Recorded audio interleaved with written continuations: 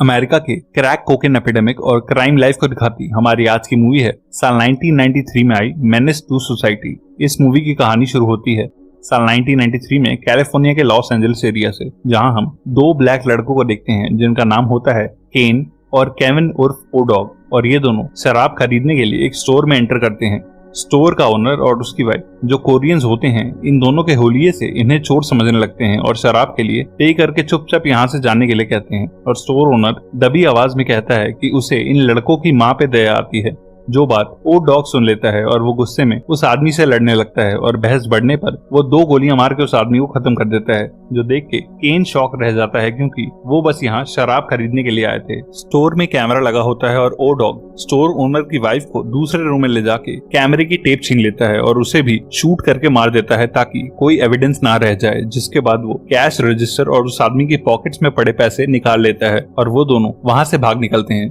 कहानी अब फ्लैशबैक में चली जाती है जहां साल होता है 1970 और हम केन को देखते हैं जो अभी बेहद छोटा होता है, जिसका फादर एक ड्रग डीलर होता है और उसकी माँ एक ड्रग एडिक्ट होती है। और एक रात को जुआ खेलते हुए बहस हो जाने पे केन का फादर एक आदमी को शूट करके मार डालता है, जिसकी वजह से वो जेल चला जाता है और उसकी माँ भी कुछ दिनों के बाद एक ड्रग ओवरडोज से मारी जाती है। जिसके बाद केन को उसके दादा दादी गोद ले लेते हैं और वो उनके साथ ही रहने लगता है। कहानी वापस प्रेजेंट में आ जाती है जहाँ केन के हाई स्कूल का आज आखिरी दिन होता है और हमें पता चलता है कि स्कूल के साथ साथ वो पार्ट टाइम ड्रग्स बेचने का भी काम करता है। अपने घर के पास ही केन को 5 साल का एंथनी साइकिल चलाता हुआ मिलता है और केन उसे रोड से दूर रहने के लिए कहता है। जब एंथनी की माँ रॉनी बाहर आती है और केन से बात करने लगती है। रॉनी का हस्बैंड एक मर्डर केस में जेल में उम्र कैद की सजा काट रहा होता है और केन हमेशा रॉनी और एंथनी की फाइनेंशियली हेल्प करता है क्योंकि रॉनी का हस्बैंड केन के बचपन का फ्रेंड था और उसके जेल जाने के बाद रॉनी और उसका बेटा एंथनी अकेले रहते हैं। केन के घर आने पे उसके ग्रैंड पेरेंट्स बेहद खुश होते हैं क्योंकि उसने आज अपना हाई स्कूल खत्म करा है और उन्हें उम्मीद होती है कि अब केन कोई पार्ट टाइम जॉब करके आगे कॉलेज पढ़ने जाएगा। पर केन का आगे पढ़ने का कोई प्लान नहीं होता और उसी रात को हाई स्कूल खत्म होने की खुशी में उसके एरिया के सभी फ्रेंड्स ने एक पार्टी रखी होती है जहाँ केन अपने कजिन हैरल्ड के साथ जाता है। इसी पार्टी में हम केन के सभी फ्रेंड्स को देखते हैं जिसमें स्टेसी और एवैक्स नाम के 2 गैंग मेंबर्स होते हैं और शरीफ नाम का एक मुस्लिम लड़का होता है जो ड्रिंक या स्मोक नहीं करता और उन सबको भी नशों से दूर रहने को बोलता है, पर ग्रुप में कोई उसकी बात नहीं सुनता। केन का बेस्ट फ्रेंड ओ डॉग एक सन की लड़का होता है जिसे वायलेंस या पुलिस का कोई डर नहीं होता और केन उसे गुस्सा करता है क्योंकि उसने बाकी सभी दोस्तों को वीसीआर में लगा के वो लिकर स्टोर के मर्डर और रॉबरी का वीडियो दिखा दिया होता है। पर ओ डॉग उसे रिलैक्स रहने को बोलता है क्योंकि उन्हें भरोसा होता है कि उनका कोई भी फ्रेंड कभी पुलिस को उस टेप के बारे में नहीं बताने वाला। पार्टी के बाद सभी लोग कुछ खाने के लिए बाहर जाने लगते हैं और केन अपने कजिन हैरल्ड के साथ उसकी नई कार में बैठ के जाने लगता है और बाकी लोग उन्हें फॉलो करते हैं। पर उनकी कार में पेट्रोल खत्म हो जाता है और वो लोग पेट्रोल डलवाने एक पंप पे रुकते हैं और केन और हैरल्ड को अकेला देख के एक गैंग उन दोनों को गन पॉइंट पे कार से उतरने के लिए बोलता है ताकि उनकी कार को चुराया जा सके। पर हैरल्ड कार से नहीं उतरता और वो गैंग बिना किसी वार्निंग के हैरल्ड को भून डालते हैं। जिस शूटिंग में केन को भी एक गोली लगती है और वो गैंग हैरल्ड और केन को वहीं छोड़ के उनकी कार लेके भाग जाता है। गोलियों की आवाज ओ डॉग और बाकी लड़कों को भी आती है और वो सभी उस लोकेशन पे जाते हैं जहां हैरल्ड मर चुका होता है और केन गोली लगने से इंजर्ड होता है और वो सभी केन को कार में डाल के फौरन हॉस्पिटल ले जाते हैं। टाइम पे हॉस्पिटल पहुंच जाने की वजह से केन की जान बच जाती है और वो कुछ दिनों बाद ठीक होने लगता है और वहीं रॉनी उससे मिलने आती है, जिसे देख के केन बेहद खुश होता है क्योंकि केन सीक्रेटली रॉनी को लाइक करने लगा होता है। हॉस्पिटल से डिस्चार्ज होके जब केन घर आता है तब उसके ग्रैंडफादर जो एक रिलीजियस आदमी होते हैं केन और ओ डॉग को किसी भी लड़ाई या गन वॉयलेंस से दूर रहने को कहते हैं। पर उनकी बातों से बोर होके केन ओ डॉग के साथ घर से बाहर आ जाता है और वो अपने ग्रैंडफादर की बातों को कम्प्लीटली इग्नोर करता है। ओ डॉग केन से कहता है कि उसने उन लड़कों को ढूंढ लिया है जिन्होंने हैरल्ड और उसे गोली मारी थी और उसी रात को वो दोनों एवैक्स और कुछ हथियारों के साथ एक फूड कोर्ट के बाहर आते हैं और उन लड़कों को शूटिंग में मार डालते हैं। और उस रात को केन पहली बार किसी की जान लेता है और उस शूटिंग के बाद उसे बेहद वियर्ड फील होता है। अगले दिन केन एंथनी से मिलने रॉनी के घर जाता है और हमेशा की तरह कुछ पैसे उनके घर छोड़ देता है। रॉनी को पता होता है कि ये पैसे केन रखता है और वो इन पैसों को लेने से रेजिस्ट भी करती है, पर वो केन को एंथनी के हाथ में हैंडगन देते हुए देख लेती है और उस पर बेहद नाराज होती है क्योंकि वो नहीं चाहती कि एंथनी भी अपने फादर की तरह बने। उधर ओ डॉग अपने दोस्तों के साथ वीसीआर पे वही मर्डर और रॉबरी वाला टेप देख रहा होता है जब चॉन्सी नाम का एक कार डीलर उन्हें एक निसान मॉडल की ब्लैक कार चुरा के लाने का काम देता है। ओ डॉग, एवैक्स और केन कार चुराने के लिए एक पार्किंग लॉट में जाते हैं, पर पार्किंग लॉट का गार्ड उन तीनों को देख के पुलिस को इन्फॉर्म कर देता है और पुलिस उन्हें घेर लेती है। एवैक्स वहां से भाग निकलता है, पर पुलिस वाले और उनका एक हंटिंग डॉग केन और ओ डॉग को कार चुराते हुए पकड़ लेते हैं। ओ डॉग माइनर होने की वजह से छूट जाता है, पर केन को कार चोरी के लिए कुछ महीने की जेल हो जाती है। जेल रिकॉर्ड्स के लिए पुलिस ने केन के फिंगरप्रिंट्स लिए होते हैं जो एक स्टोर में हुए दो कोरियन कपल के अनसॉल्व्ड मर्डर के क्राइम सीन पे मिले एक शराब की बोतल से मैच हो रहे होते हैं। पुलिस उसे कंफ्यूज करके उस रॉबरी और मर्डर के बारे में बेहद क्वेश्चंस पूछती है, पर केन को पता होता है कि उन फिंगरप्रिंट्स के सिवा पुलिस के पास कोई सॉलिड एविडेंस नहीं है, क्योंकि ओ डॉग ने वहां से कैमरे की टेप निकाल ली थी और मर्डर वेपन भी उसी के पास है, इसीलिए वो कुछ भी कन्फेस नहीं करता और पुलिस को केन को छोड़ना पड़ता है। जेल से बाहर आने के बाद स्टेसी और शरीफ केन को अपने साथ कैंसस सिटी चलने को कहते हैं, क्योंकि यहाँ कोई जॉब्स नहीं है और बेहद क्राइम है और आज नहीं तो कल केन किसी बड़ी मुसीबत में फंस सकता है। पर वो उनके साथ ये शहर छोड़ने के लिए तैयार नहीं होता। केन एक मैकेनिक से एक चोरी की मस्टैंग कार खरीदता है, पर उस कार की मेंटेनेंस और नए अलॉय रिम्स के लिए उसके पास पैसे नहीं होते और वो एक रेस्टोरेंट के बाहर एक अमीर लड़के को गन पॉइंट पे लूट लेता है और उसकी गोल्ड चेन और रिंग्स छीनने के बाद उसकी कार के गोल्डन रिम्स भी निकाल लेता है। केन को अब जल्दी रिच बनना होता है, इसलिए वो उस गोल्ड को बेच के कुछ किलोग्राम कोकेन खरीदता है और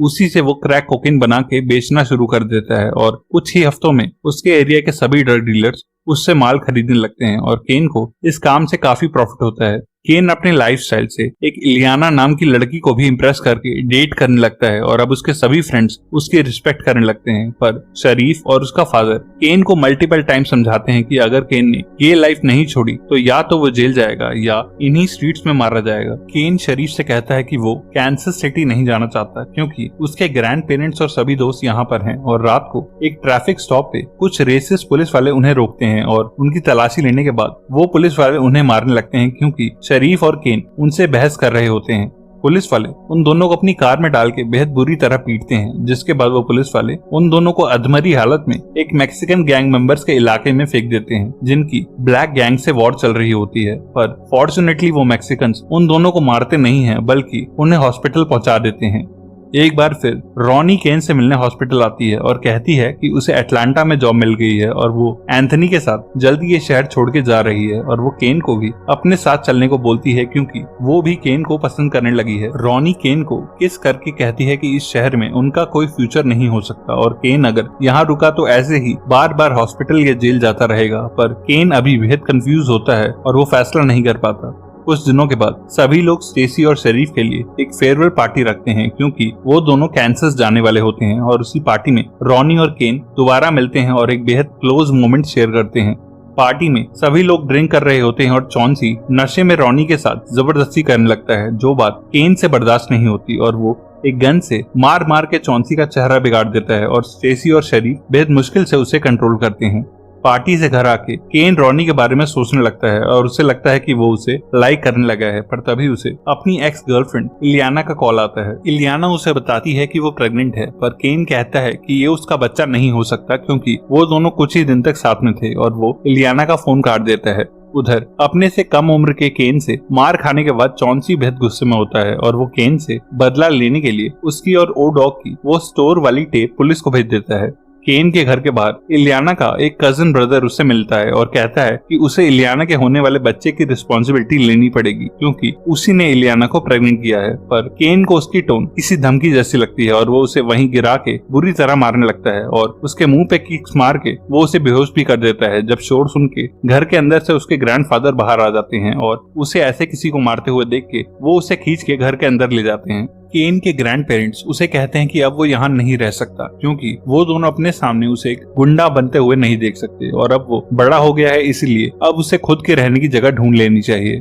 वो टेप मिलने के बाद पुलिस भी ओ डॉग और केन को हर जगह ढूंढ रही होती है, क्योंकि अब उनके पास उस स्टोर में हुए मर्डर्स का एक सॉलिड एविडेंस होता है और केन डिसाइड करता है कि वो रॉनी और एंथनी के साथ अटलांटा शिफ्ट हो जाएगा ताकि वहाँ एक नई लाइफ शुरू कर सके। केन ओ डॉग को भी शहर छोड़ने की सलाह देता है, पर ओ डॉग को पुलिस का कोई डर नहीं होता और वो शरीफ और स्टेसी के साथ केन और रॉनी की पैकिंग में हेल्प करने लगता है। उधर केन से मार खाने के बाद इलियाना का भाई भी बेहद गुस्से में होता है और वो इलियाना से प्रॉमिस करता है कि वो केन से बदला जरूर लेके रहेगा, जिसके बाद वो अपने कुछ साथियों के साथ एक कार में बैठ के रॉनी के घर की तरफ निकल पड़ता है। रॉनी के घर पे सभी लोग पैकिंग में बिजी होते हैं और उन्हें कोई आइडिया नहीं होता कि इलियाना का भाई अपने कुछ साथियों और ऑटोमेटिक हथियारों के साथ उनकी तरफ आ रहा है। स्टेसी और रॉनी बाकी फर्नीचर लेने घर के अंदर जाते हैं और केन, ओडॉग और शरीफ एंथनी के साथ घर के बाहर खड़े होते हैं, जो उनके सामने अपनी साइकिल चला रहा होता है। अचानक एक कार उनके पास आने लगती है और कुछ ही देर में उन पे हैवी फायरिंग होने लगती है। शरीफ उन लड़कों की गोलियों का शिकार हो जाता है और ओडॉग अपनी गन निकाल के उन लड़कों पे फायरिंग करने लगता है। खुद पे फायरिंग होता देख के वो लड़के अपनी कार भगा लेते हैं, पर केन एंथनी को बचाने के लिए उसकी तरफ भागता है और उसे भी 3 गोलियां लगती हैं और वो एंथनी को कवर करता हुआ उसके ऊपर ही गिर जाता है। उन लड़कों के जाते ही ओडॉग देखता है कि शरीफ गोलियां लगने से मर चुका है, जो देख के वो रोने लगता है। एंथनी और स्टेसी भी बाहर आते हैं और देखते हैं कि एंथनी ठीक है, पर केन को कई गोलियां लगी हैं और केन भी अगले कुछ मिनटों में दम तोड़ देता है और उसकी सारी लाइफ उसके सामने एक फ्लैशबैक की तरह गुजरती है, जिसमें उसे अपने सारे दोस्त और रॉनी नजर आती है और केन ये रियलाइज करता है कि उसे बेहद पहले ही ये शहर छोड़ देना चाहिए था। एक और ऐसी ही गैंगस्टर क्राइम मूवी के लिए लेफ्ट या राइट वाली वीडियो पे क्लिक करना। तब तक के लिए stay safe and keep watching thoughts in action.